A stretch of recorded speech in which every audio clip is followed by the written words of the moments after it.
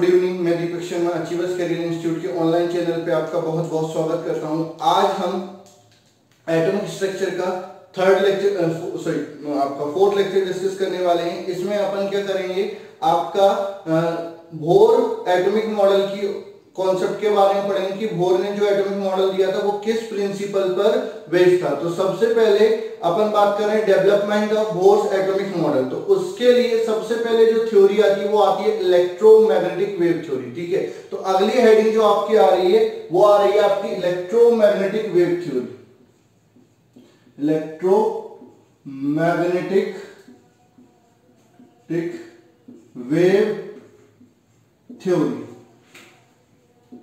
ठीक है, अब ये किसने प्रपोज की? It is proposed by James Clerk Maxwell. ठीक है, अपन सिंपल बोल सकते हैं it is proposed by Maxwell. ठीक है, इनका पूरा नाम क्या था?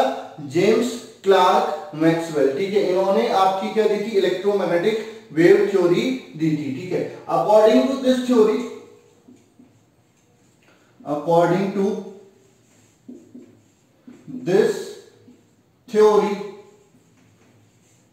ठीक है, first point, any source of energy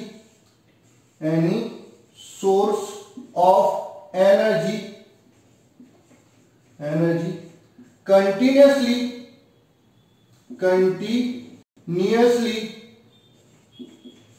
emit energy in the form of radiation or electromagnetic wave। ठीक है, तो आपका ये थ्योरी क्या बोलती है कि कोई सा भी जो सोर्स है एनर्जी का, ठीक है, वो एनर्जी को इमिट करता है। किस फॉर्म में इमिट करता है? रेडिएशन के फॉर्म में इमिट करता है। या कोई सी भी जो बॉडी एनर्जी को एब्जॉर्ब कर रही है वो किस फॉर्म में एब्जॉर्ब कर रही है? रेडिएशन के फॉर्म में एब्जॉर्ब कर रही है। वो रेडिएशन को अपन क्या बोलते हैं? इलेक्ट्रोमैग्नेटिक वेव बोलते हैं। ठीक है, सेकेंड पॉइंट आता है, these electromagnetic wave consist of oscillating electric field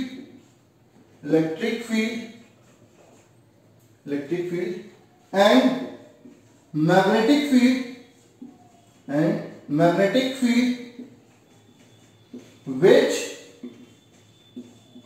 oscillate perpendicular to each other and also perpendicular to direction of propagation। ठीक है, ये जो इलेक्ट्रोमैग्नेटिक वेव होती हैं इनमें क्या होता है? दो चीजें रहती हैं, एक ऑसिलेटिंग इलेक्ट्रिक फील्ड रहती है और एक ऑसिलेटिंग मैग्नेटिक फील्ड रहती है। तो जो आपको इलेक्ट्रोमैग्नेटिक वेव है ऑसिलेटिंग इलेक्ट्रिक फील्ड और मैग्नेटिक फील्ड से मिलकर बनी होती हैं, जो एक दूसरे के परपेंडिकुलरली ऑसिलेट होती हैं। ठीक है, साथ ही साथ उनका जो ऑसिलेशन का डायरेक्शन होता है वो डायरेक्शन ऑफ प्रोपोगेशन के परपेंडिकुलर होता है। ठीक है, तो जो डायरेक्शन ऑफ प्रोपोगेशन चाहिए तो P वेक्टर बराबर क्या होता है? E vector cross B vector. ठीक है, तो ये डायरेक्शन ऑफ प्रोपोगेशन इस vector product of electric field और मैग्नेटिक फील्ड से अपन निकाल सकते हैं। ये एक्चुअल में क्या होता है? पॉइंटिंग वेक्टर होता है जो एनर्जी डेंसिटी को बताता है। ठीक है, तो अगर मैं आपका क्या लेता हूं? डायरेक्शन लेता हूं x डायरेक्शन ऑफ प्रोपोगेशन है। तो अब आप किसी भी डायरेक्शन में आप मैग्नेटिक फील्ड या इलेक्ट्रिक फील्ड नहीं ले सकते, आपको प्रॉपरली लेना पड़ेगा। अगर आपकी electromagnetic wave positive x direction में जा रही है, ठीक है, तो पॉजिटिव x डायरेक्शन में जब जाएंगी जब ये y और ये k के अलोंग होगा, ठीक है, तो ये x cross y, x cross ये y, तो ये आपका क्या हो जाएगा z। तो आपका इलेक्ट्रिक फील्ड क्या होगी, बाय के अलाउ होना चाहिए और ये के जेड के अलाउ होना चाहिए, तभी आपका जे क्रॉस के क्या होता है, आई कैप आपको मिलेगा। ठीक है, तो डायरेक्शन ऑफ प्रोपोगेशन आप यहां से निकालते हैं, तो ये ई हो जाएगा। ये इलेक्ट्रिक फील्ड ऐसे आपको बनानी पड़ेगी, ऑसिलेटिंग इलेक्ट्रिक फील्ड। ठीक है, थोड़ा सा और आगे तक मैं बना देता हूं। ये डायरेक्शन ऑफ प्रोपोगेशन, ये आपकी इलेक्ट्रिक फील्ड हो गई ई वाई। ठीक है, जो मैग्नेटिक फील्ड होगी वो पॉजिटिव जेड डायरेक्शन में हो जाएगी। पॉजिटिव जेड डायरेक्शन में आपकी जो मैग्नेटिक फील्ड मैंने इस तरह से बना ली, पॉजिटिव नेगेटिव दोनों जेड डायरेक्शन में आपकी मैग्नेटिक फील्ड हो जाएगी। तो आपकी इलेक्ट्रिक फील्ड इस तरह से और मैग्नेटिक फील्ड इस तरह से, तब आपका ये डायरेक्शन ऑफ प्रोपोगेशन हो जाएगा। ठीक है, मैग्नेटिक फील्ड को मैं ब्लैक लाइन से शो कर देता हूं, ये मैग्नेटिक फील्ड हो गई।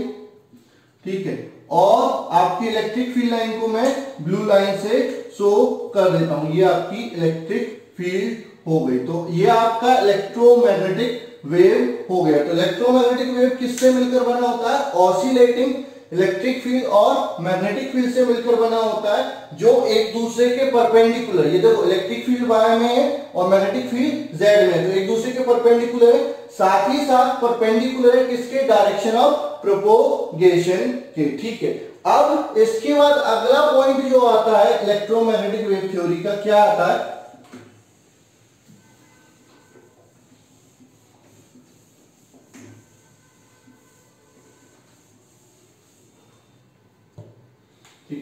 थर्ड आएगा electromagnetic wave.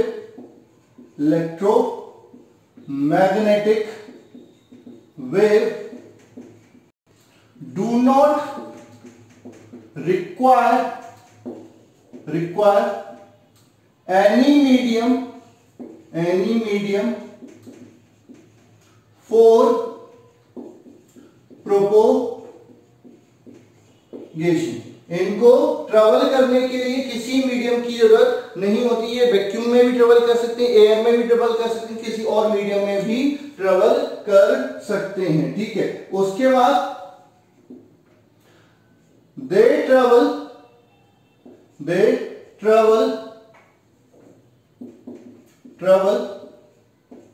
in air with a speed of 3 into 10⁸ metre per second. Air ले लो या वैक्यूम ले लो, तो ये एयर और वैक्यूम में इनकी जो स्पीड होती है वो कितनी हो जाती है, 3 into 10⁸ मीटर पर सेकंड हो जाती है। मतलब ये ट्रेवल किससे करते हैं, मीन्स दे मूव विथ या travel with velocity of light. ये लाइट की स्पीड से या लाइट की वेलोसिटी से ट्रेवल करते हैं इलेक्ट्रोमैग्नेटिक वेव। लाइट भी आपका क्या है, ग्रुप होता है किसका, इलेक्ट्रोमैग्नेटिक वेव का, जिसमें बहुत सारी चीजें आती हैं। ठीक है, विजिबल लाइट जो अपन देख सकते हैं वो आपकी विजिबल लाइट होता है, इसी का ही एक पार्ट होता है किसका, इलेक्ट्रोमैग्नेटिक वेव का पार्ट होता है। ठीक है, अब अपन क्या बोलते हैं, ये तो हो गई आपकी क्या, इलेक्ट्रोमैग्नेटिक वेव थ्योरी। और भी डिटेल में अपन फिजिक्स में पढ़ेंगे इसको, 12th क्लास में इलेक्ट्रोमैग्नेटिक वेव थ्योरी को और अच्छे से पढ़ेंगे। वहां पर अपन ये बताते हैं कि ये जो इलेक्ट्रोमैग्नेटिक वेव है वो ऑसिलेटिंग चार्ज पार्टिकल से प्रोड्यूस होती है, इनकी वेलोसिटी मीडियम में किस तरह से डिपेंड करती है, वो सारी चीजें अपन वहां पर बताते हैं। केमिस्ट्री के लिए आपको इतना काफी है कि इलेक्ट्रोमैग्नेटिक वेव थ्योरी किसने दी थी, मैक्सवेल ने। उनका पूरा नाम क्या है, जेम्स क्लार्क मैक्सवेल। ठीक है, ये थ्योरी क्या बोलती है, ये थ्योरी ये बोलती है कि कोई सी भी बॉडी एनर्जी को इमिट और एब्जॉर्ब कंटिन्यूअसली करती है, किसके फॉर्म में, रेडिएशन के फॉर्म में। उन रेडिएशन को अपन क्या बोलते हैं, इलेक्ट्रोमैग्नेटिक वेव। सेकंड पॉइंट क्या बोलता है, जो इलेक्ट्रोमैग्नेटिक वेव होती हैं वो किससे मिलकर बनी होती है, oscillating electric field and magnetic field से मिलकर बनी होती हैं। ठीक है, और वो क्या करती हैं, ऑसिलेट करती हैं perpendicular to each other and also perpendicular to the direction of propagation. यानी जो इलेक्ट्रोमैग्नेटिक वेव हो गई वो ट्रांसवर्स वेव हो जाती है, ठीक है। उसके बाद इलेक्ट्रोमैग्नेटिक वेव को ट्रेवल करने के लिए किसी मीडियम की रिक्वायरमेंट नहीं होती, ठीक है। Electromagnetic wave do not require any medium for the propagation, ठीक है। उसके बाद आता है देयर स्पीड इन एयर और vacuum is equal to speed of light that is 3 × 10⁸ metre per second, ठीक है। इसके बाद अपन बात करते हैं characteristic of some characteristic of electromagnetic wave, some characteristic of electromagnetic wave. सबसे पहला जो आता है वो आता है वेवलेंथ, वेवलेंथ, ठीक है। वेवलेंथ क्या होता है? The distance travelled by wave in one cycle or distance between two consecutive crust or trough is known as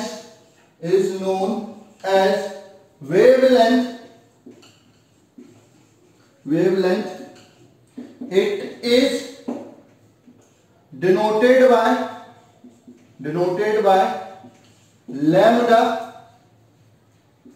Its SI unit is meter.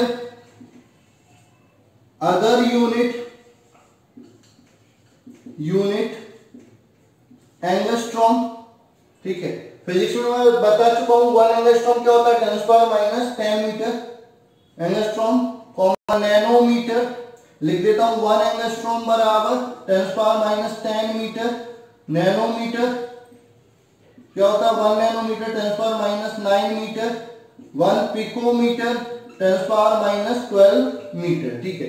अब अगर मैं केवल एक पोर्शन बनाता हूं, आप समझो कि जो ट्रांसवर्स वेव होती है वो किस तरह से बनाई जाती है? इस तरह से बनाई जाती है, ये ट्रांसवर्स वेव है, ठीक है।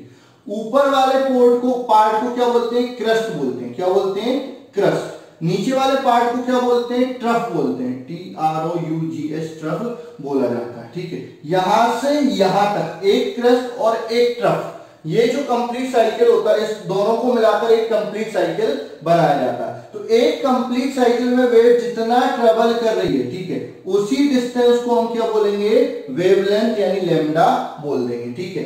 या दो कंसेक्यूटिव क्रस्ट या दो कंसेक्यूटिव ट्रफ, इसकी जो डिस्टेंस होती है इसको भी अपन क्या बोल देते हैं? वेवलेंथ बोल देते हैं। इसको किससे डिनोट करते हैं? लैम्डा से डिनोट करते हैं। तो आपका वेवलेंथ ऑफ इलेक्ट्रोमैग्नेटिक वेव क्या होती है? The distance travelled by wave in one cycle is known as wavelength, और the distance between two consecutive crest और two consecutive trough is known as wavelength. ऊपर वाले को क्रस्ट बोलते हैं, नीचे वाले को ट्रफ बोलते हैं। तो दो क्रमगत एक के बाद एक, ऐसा नहीं कि बीच में इसको छोड़ दिया और इसके बाद यहाँ का क्रस्ट ले लिया, नहीं। दो कंसेक्यूटिव क्रस्ट या दो कंसेक्यूटिव ट्रफ के बीच का जो डिस्टेंस होता है उसको क्या बोलते हैं? वेवलेंथ बोलते हैं। डिनोट किससे करते हैं? लैम्डा से नोट करते हैं। ऐसा यूनिट क्या है? मीटर है। दूसरी यूनिट क्या होती है? सेंटीमीटर में भी आप लिख सकते हो, एंगस्ट्रॉम में भी लिख सकते हो, नैनोमीटर में भी लिख सकते हो, पिकोमीटर में भी लिख सकते हो। तो ये हो गई आपकी वेवलेंथ, ठीक है। अगला जो कैरेक्टरिस्टिक आता है वो आता है आपका फ्रीक्वेंसी।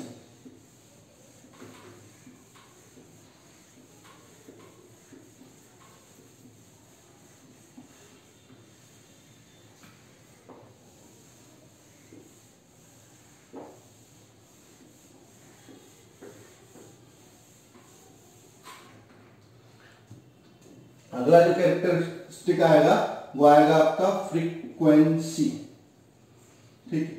फ्रीक्वेंसी क्या होता है? आपका क्या होता है? एक सेकंड में कोई वेव कितने साइकिल कंप्लीट करती है उसको अपन उसकी क्या बोलते हैं? फ्रीक्वेंसी बोलते हैं, ठीक है।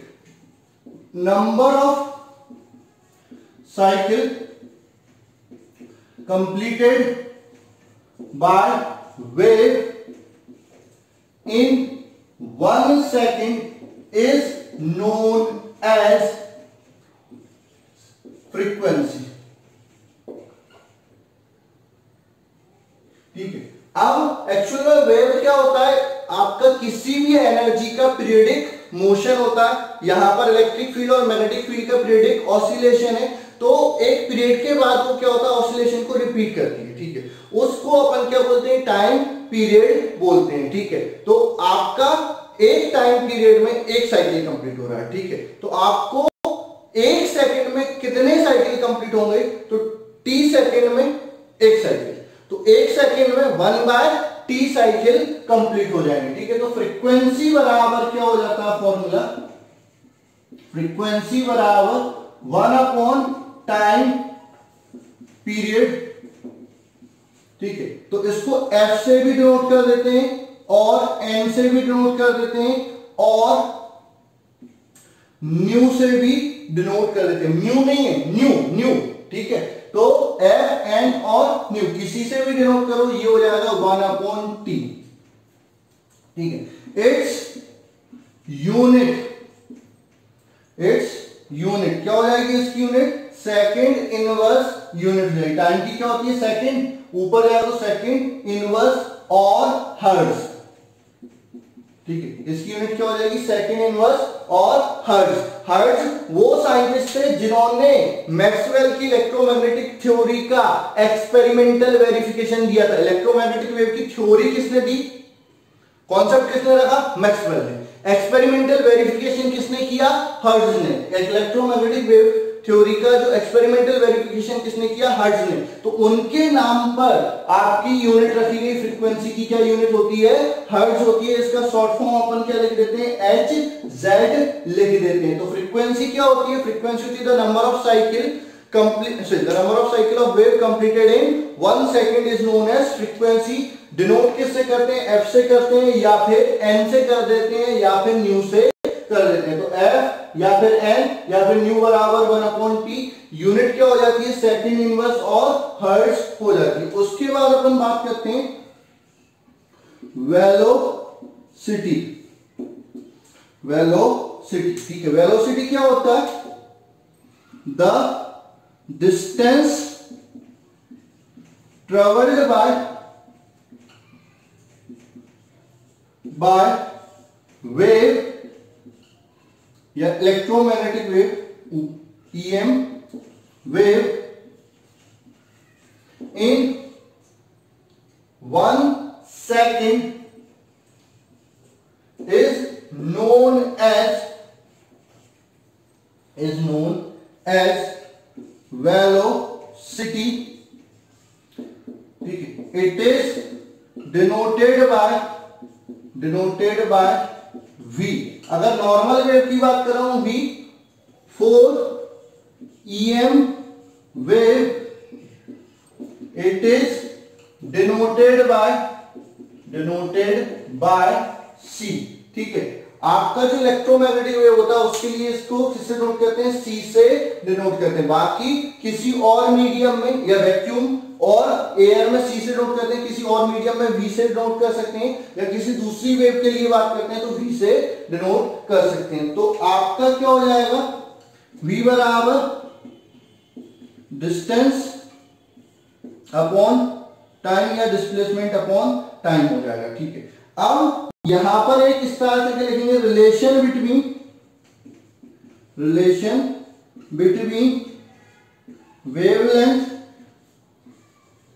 Wavelength comma frequency and velocity. यानी आपका वेलोसिटी, वेवलेंथ और फ्रीक्वेंसी में आपका रिलेशन बात कर रहे हैं। तो किसके लिए, इलेक्ट्रोमैग्नेटिक वेव के लिए बात कर रहे हैं, तो स्पीड बराबर डिस्टेंस अपॉन टाइम।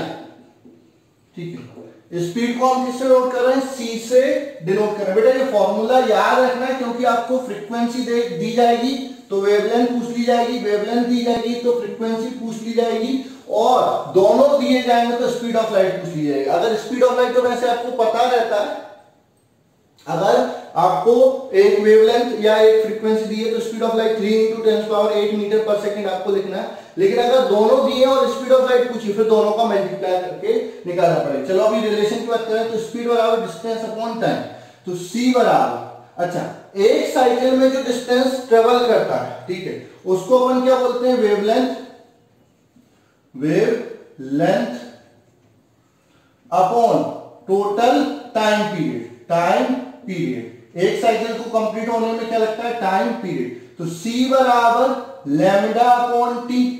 अब C बराबर अपन लिख सकते हैं लैम्डा इंटू 1/t। तो आप अच्छे से जानते हो 1/t क्या होता है, फ्रीक्वेंसी। तो C बराबर क्या हो जाएगा, लैम्डा इंटू f। ये आपका रिलेशन हो गया किसमें, स्पीड ऑफ लाइट, वेवलेंथ और फ्रीक्वेंसी। ये मीटर पर सेकंड में, ये मीटर में, और ये पर सेकंड में या हर्ट्ज में यूनिट होनी चाहिए। तो यहां से लैम्डा बराबर C अपॉन f या f बराबर C अपॉन लैम्डा, इस फॉर्मूले पर न्यूमेरिकल पूछे जा सकते हैं। बिल्कुल नो डाउट आपसे यहां पर भी न्यूमेरिकल पूछे जा सकते हैं। तो ये हो गया आपका रिलेशन किसमें, वेलोसिटी, फ्रीक्वेंसी और वेवलेंथ में, ठीक है। उसके बाद अपन बात करते हैं किसकी, वेव नंबर, सॉरी अगली हेडिंग आती है आपकी एम्पलीट्यूड।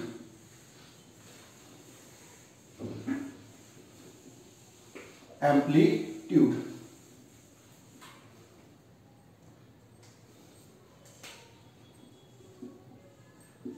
एम्पलीट्यूड क्या होता है, the height of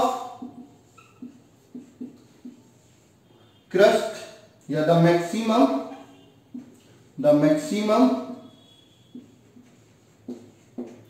height of crest और maximum depth of trough is known as amplitude, ठीक है। आपका जो इलेक्ट्रोमैग्नेटिक वेव है या सिंपल वेव की बात करता हूं, ये आपकी वेव रही, ठीक है, ये क्रस्ट एंटर, तो इसकी जो ये हाइट है या इसकी ये जो डेप्थ है, वैसे ये दोनों क्या होते हैं, बराबर होते हैं। तो इसी को क्या बोलते हैं अपन, एम्पलीट्यूड बोलते हैं, या इसको भी अपन क्या बोल देते हैं, एम्पलीट्यूड बोल देते हैं, ठीक है। या the maximum value of variable in any wave is known as amplitude, ठीक है। मतलब जो ऑसिलेटिंग पार्टिकल है या ऑसिलेटिंग क्वांटिटी है, उसकी जो मैक्सिमम वैल्यू होती है, पीक वैल्यू जो होती है, उसी को अपन क्या बोल देते हैं, एम्पलीट्यूड बोल देते हैं, ठीक है। तो अभी अपन ने इलेक्ट्रोमैग्नेटिक वेव थ्योरी पढ़ ली, कैरेक्टरिस्टिक ऑफ इलेक्ट्रोमैग्नेटिक वेव क्या पढ़ लिया, वेवलेंथ पढ़ लिया, time period, frequency, velocity, relation between time period, frequency and velocity, और आपका क्या पढ़ लिया, एम्पलीट्यूड। इसके बाद अगला आता है वेव नंबर। अगली जो हेडिंग आती है वो क्या आती है, wave number.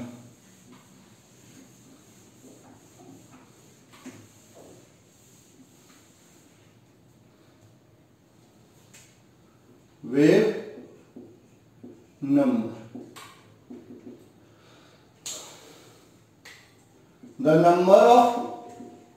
the number of wave present per unit length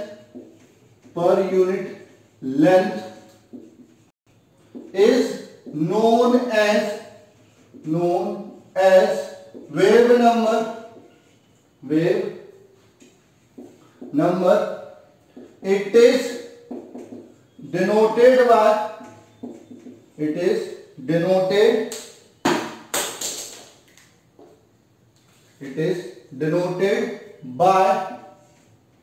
nu bar. तो वेव नंबर बराबर 1 अपॉन वेव लेंथ, ठीक है। ये 1 क्या है, यूनिट लेंथ है। यूनिट लेंथ में कितनी वेव प्रेजेंट है, ठीक है, समझो।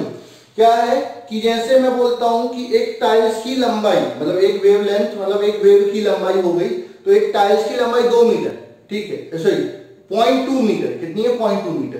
तो 1 मीटर लंबाई में ऐसी कितनी टाइल्स लगेंगी, तो 1 divided by length of tiles, तो आपको नंबर ऑफ टाइल्स मिल जाएगा। ऐसे ये है कि आपका जो वेव नंबर है वो 1 मीटर में या 1 सेंटीमीटर में, एक यूनिट लेंथ में कितनी वेव प्रेजेंट होती है, ठीक है। तो 1 अपॉन वेव लेंथ, ये नंबर ऑफ वेव दे देगा यूनिट लेंथ में, ठीक है। तो ये आपका न्यू बार बराबर क्या हो जाएगा 1 अपॉन लैम्डा। न्यू बार क्या होता है 1 upon lambda.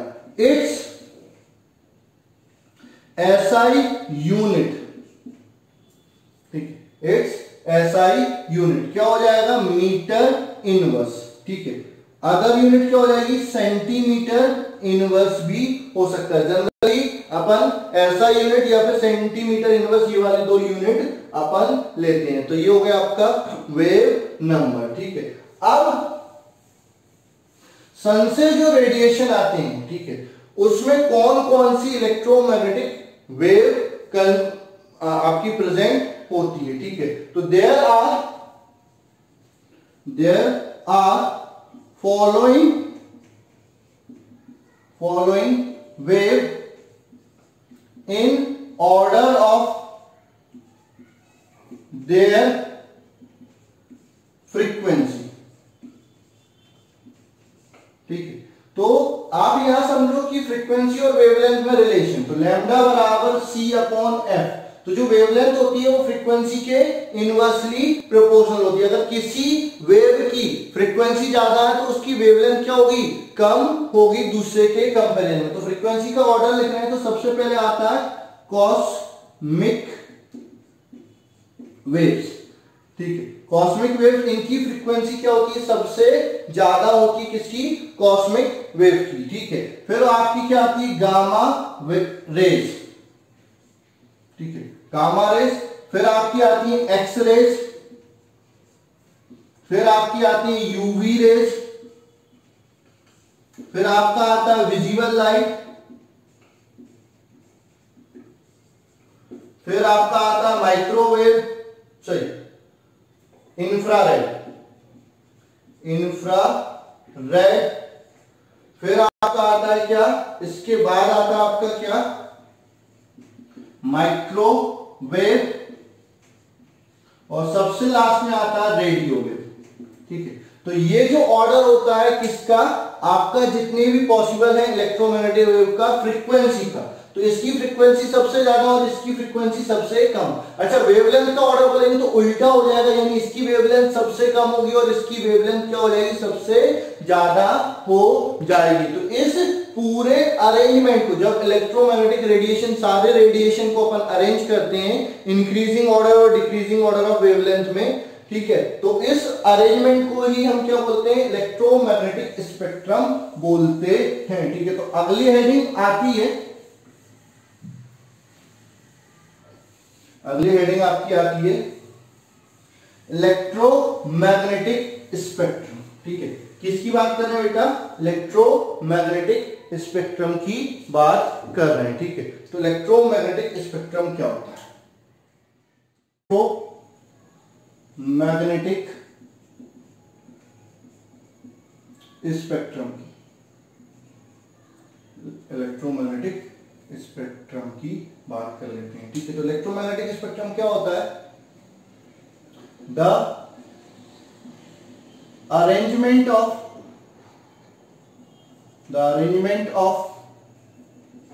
Electromagnetic wave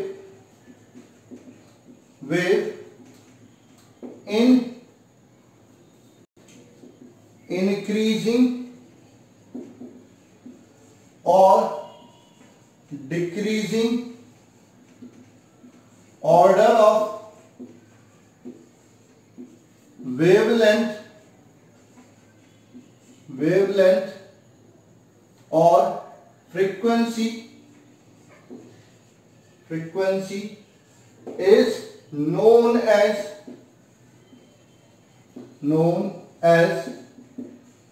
electromagnetic spectrum. ठीक है, जब आपका इलेक्ट्रोमैग्नेटिक वेव को या इलेक्ट्रोमैग्नेटिक रेडिएशन को अपन क्या करते हैं, उनके वेवलेंथ और फ्रीक्वेंसी के, या तो वेवलेंथ या फ्रीक्वेंसी के, या तो इंक्रीजिंग ऑर्डर में या डिक्रीजिंग ऑर्डर में अरेंज कर देते हैं। तो उसके बाद जो अरेंजमेंट आपको मिलता है उसको अपन क्या बोलते हैं, इलेक्ट्रोमैग्नेटिक स्पेक्ट्रम बोलते हैं। तो ये हो जाती है आपकी क्या, इलेक्ट्रोमैग्नेटिक वेव थ्योरी हो जाती है। ठीक है, अब इसकी लिमिटेशन, किसके लिमिटेशन ऑफ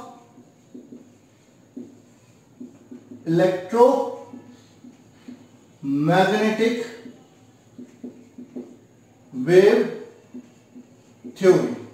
ठीक है, इलेक्ट्रोमैग्नेटिक वेव थ्योरी की क्या लिमिटेशन होते हैं, limitation of electromagnetic wave theory. तो पहला लिमिटेशन जो आता है, it could not explain black body radiation. ठीक है, it could not explain black body radiation. Second आपका आता है, it could not explain photo electric effect, photo electric effect. ठीक है, it could not explain black body radiation and it could not explain photo electric effect. ठीक है, उसके बाद it could not explain variation of heat capacity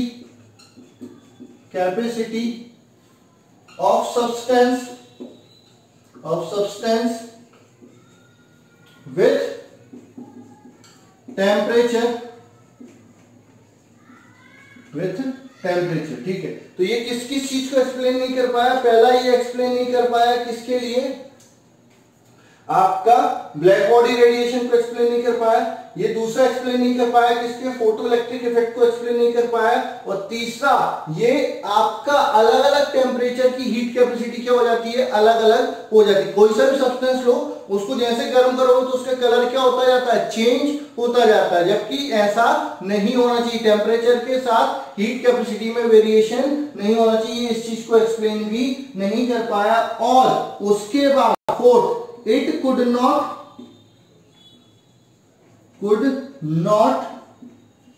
explain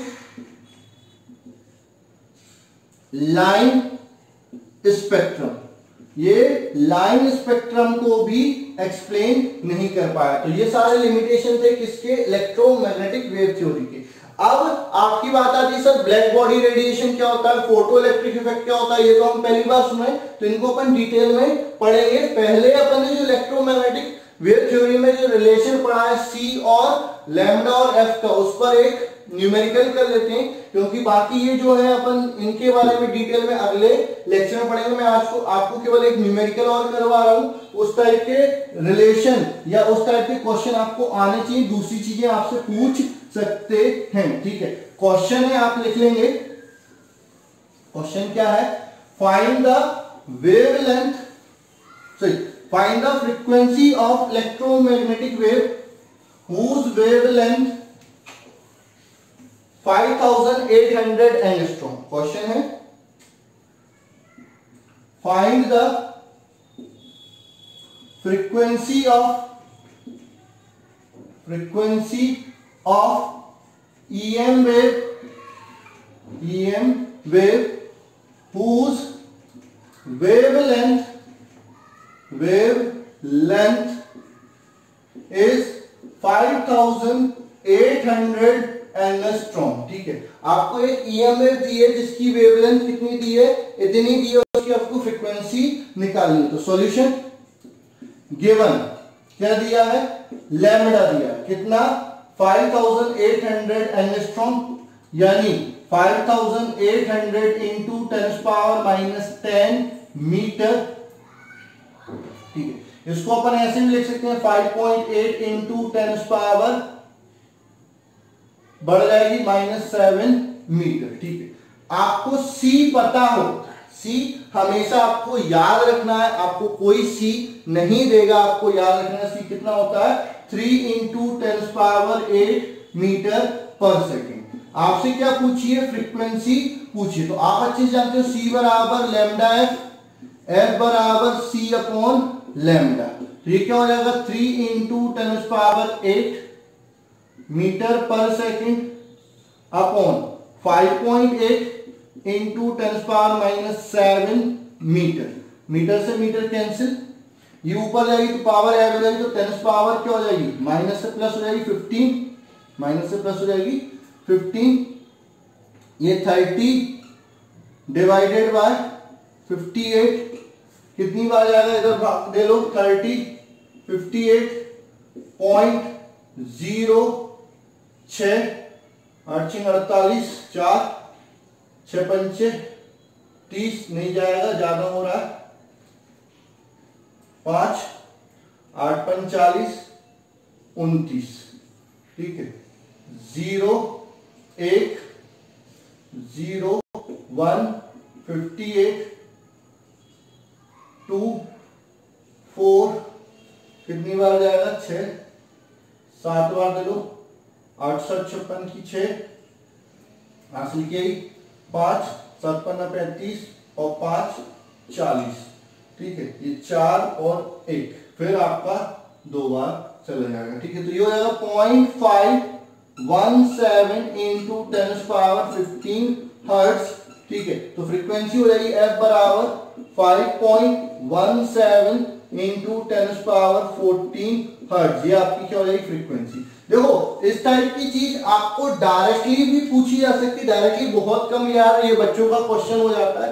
होता क्या है कि फ्रीक्वेंसी नहीं पूछेंगे, आपका ऐसा न्यूमेरिकल पूछेंगे जिसमें फ्रीक्वेंसी यूज हो रही होगी और आपको लैम्डा दिया होगा, तो आप क्या करेंगे पहले लैम्डा से फ्रीक्वेंसी निकालेंगे और फिर उस फ्रीक्वेंसी को न्यूमेरिकल में क्या करेंगे यूज कर लेंगे। तो इस टाइप के क्वेश्चन आपसे पूछे जाते हैं, ठीक है। तो आज हमने क्या पढ़ा, मैक्सवेल की इलेक्ट्रोमैग्नेटिक वेव थ्योरी पढ़ी, उसके कैरेक्टरिस्टिक पढ़े, लिमिटेशन पढ़ी। अब आपका बच्चा black body radiation, photo electric effect, उनके एक्सप्लेनेशन और नई जो थ्योरी थी, अब इसकी लिमिटेशन हो गई, ये तो क्या हो गई खत्म हो गई, पूरी चीजों का एक्सप्लेन नहीं कर पाए, फिर नई थ्योरी अपन पढ़ेंगे प्लांक्स क्वांटम थ्योरी, उसके बाद अपन कहीं जाके पढ़ पाएंगे बोर्स एटॉमिक मॉडल। तो development of Bohr's atomic model से पहले ये सारी थ्योरी आपको पढ़नी पड़ती है। तो आज के लिए बस इतना ही, धन्यवाद, मिलते हैं अगले लेक्चर।